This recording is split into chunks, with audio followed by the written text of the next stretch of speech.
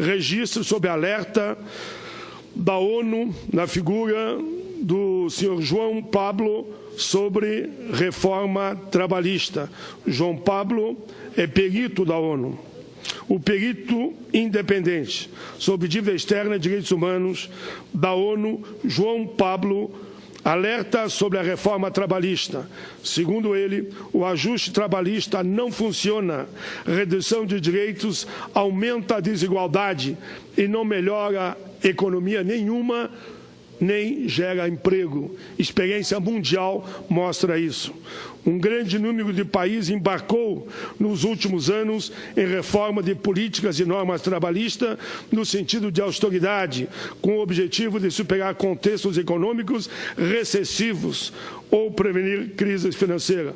O resultado foi zero. Aumentou o desemprego e aumentou o arroxo sobre as camadas mais vulneráveis. Diante das reformas laborais em vigor e tomado por base a discussão no Brasil, gostaria de contribuir, diz João Pablo, para o debate com algumas ideias que apresentei em março deste ano em relatório anual no Conselho dos Direitos Humanos da ONU.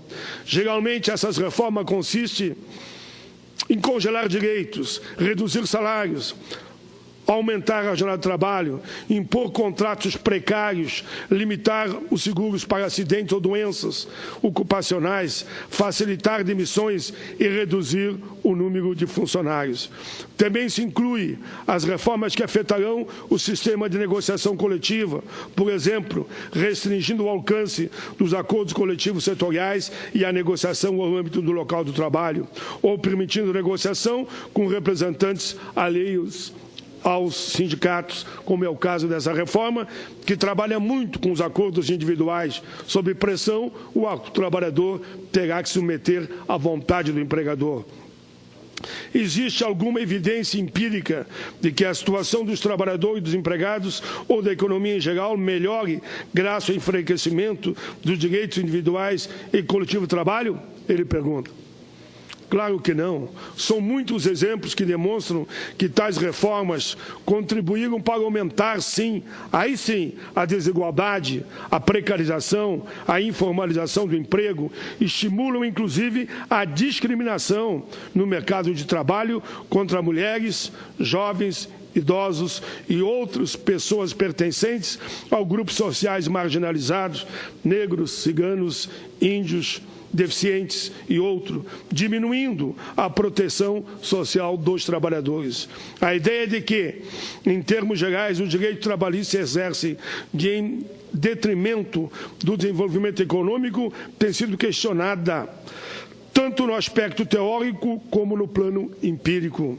E já se tem demonstrado de forma mais concreta que as reformas trabalhistas promovidas pelas políticas de austeridade geralmente não levam a nada, não contribuem para a recuperação econômica e muito menos para o social. Essas reformas não melhoram os resultados econômicos. Pelo contrário, diz ele, causam graves prejuízos aos trabalhadores que seguirão sentindo seus efeitos por muitos e muitos anos. A desregulamentação do mercado de trabalho não favorece o crescimento nem o emprego, repete ele. Em um número cada vez maior se vem assinalando que as leis trabalhistas têm efeitos econômicos positivos, entre outras coisas, para a produtividade e a inovação. Os especialistas têm demonstrado uma série de funções da legislação laboral que favorece a eficiência da economia em vez de prejudicá-la.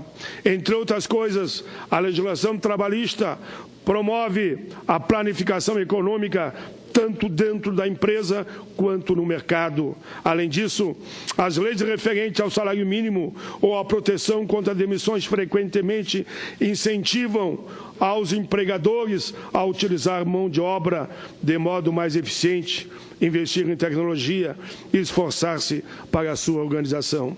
Ou seja, não é demitindo, não é precarizando, não é atingindo os mais vulneráveis que você vai resolver o problema da economia de um país.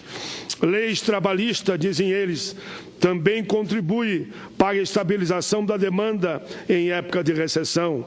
Reconhece-se com frequência de que a legislação trabalhista ajuda a corrigir as falhas do mercado e assumir um papel anticíclico. Os efeitos econômicos de uma legislação trabalhista robusta têm aspectos positivo sobre a distribuição de renda. Por exemplo, em uma análise de dados de 20 países da OCDE, não se encontrou nenhuma ligação entre o enfraquecimento das instituições do mercado de trabalho e uma redução do emprego, enquanto se pode verificar que havia correlação, sim, entre a negociação coletiva e o desemprego inferior. Outros estudos demonstram que as normas laborais geram efeitos produtivos, aumenta a produtividade e aumenta o emprego.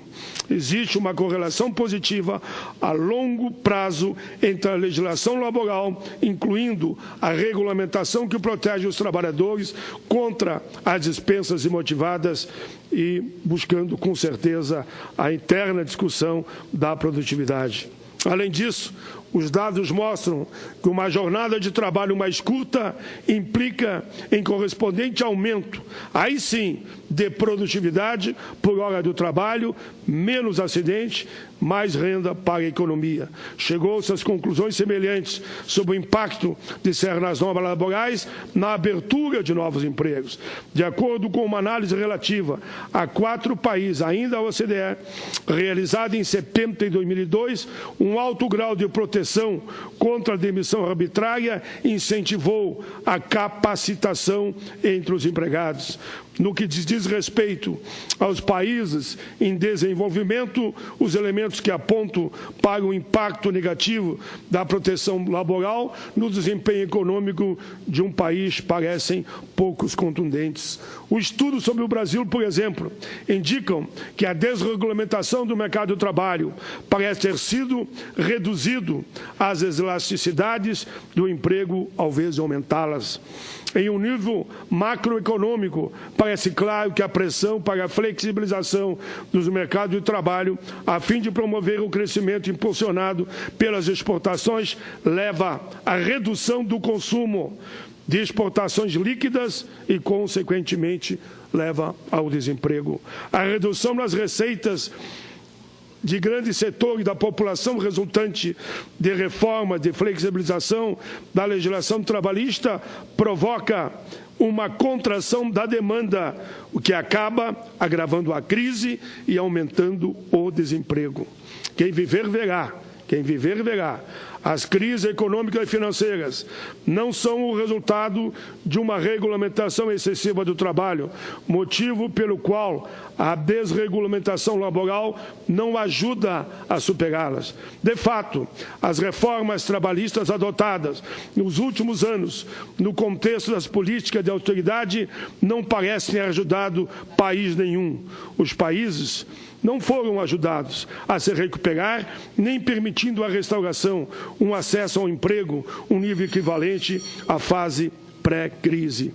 Em vez disso, senhora presidenta, eles minaram o direito trabalhista e outros direitos sociais consagrados no direito internacional e nacional. O que realmente é necessário para promover o crescimento inclusivo são medidas de reforma baseada no conteúdo normativo do direito trabalhista, consagrado no direito internacional e nos direitos humanos, que fomentem a igualdade de gênero, favoreçam o emprego, proporcionem melhores oportunidades aos grupos de pessoas marginalizadas para exercerem esse direito. Concluindo, se a destruição dos direitos trabalhistas não leva a benefícios justificáveis, sequer para os que estão fora do mercado de trabalho, e se a redução do direito trabalhista não permite maior gozo dos direitos econômicos e sociais de todos e todas, nem impulsiona recuperação econômica, tais medidas regressivas não podem ser consideradas respostas admissíveis para a crise econômica ou financeira. Termino com a última frase. Isso reforça a ideia de que outros fatores estão por trás das reformas da desregulamentação e de destruição das normas do trabalho, como o viés ideológico e as intenções não declaradas de adotar medidas regressivas em matérias de distribuição.